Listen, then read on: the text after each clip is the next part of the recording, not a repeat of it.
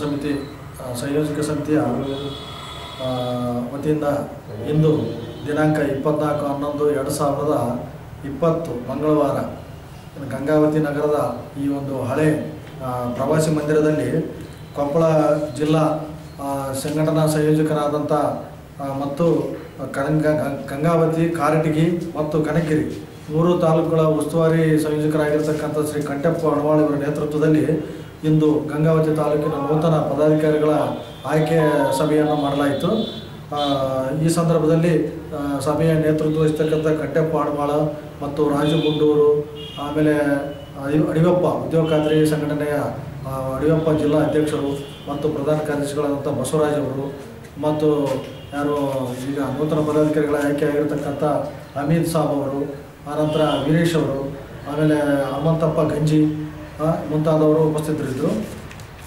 ಈ ಒಂದು ನೂತನ ಪದಾಧಿಕಾರಿಗಳು ಯಾರಪ್ಪ ಅಂದರೆ ಇವತ್ತು ಅಮಿತ್ ಸಾಬ್ ಉಡುಂಕಲ್ ದಲಿತ ಸಂಘರ್ಷ ಸಮಿತಿ ಸಂಯೋಜಕ ಗಂಗಾವತಿ ತಾಲೂಕಾ ಸಂಯೋಜಕರು ಮತ್ತು ನಾಗರಾಜ್ ಸಂಗಾಪುರ್ ತಾಲೂಕಾ ಸಂಘಟನಾ ಸಂಯೋಜಕರು ಮತ್ತು ವೀರೇಶ್ ರಾಮದುರ್ಗ ಸಾಕಿನ್ ಹಿರೇಬಣಕಲ್ ಇವರು ಖಜಾಂಚಿಯಾಗಿ, ಆನಂತರ ತಾಯಪ್ಪ ಗಟ್ಟು ಸಾಕಿನ್ ಶ್ರೀರಾಮನಗರ ಇವರು ತಾಲೂಕಾ ಸಂಘಟನಾ ಸಂಯೋಜಕರಾಗಿ ಮತ್ತು ಹೊನ್ನೂರು ಸಾಮ್ ಹೊಸಪೇಟೆ ಸಾಕಿನ್ ದಾಸನಾಳ ತಾಲೂಕಾ ಸಂಘಟನಾ ಸಂಯೋಜಕರಾಗಿ ಇವತ್ತು ನೂತನ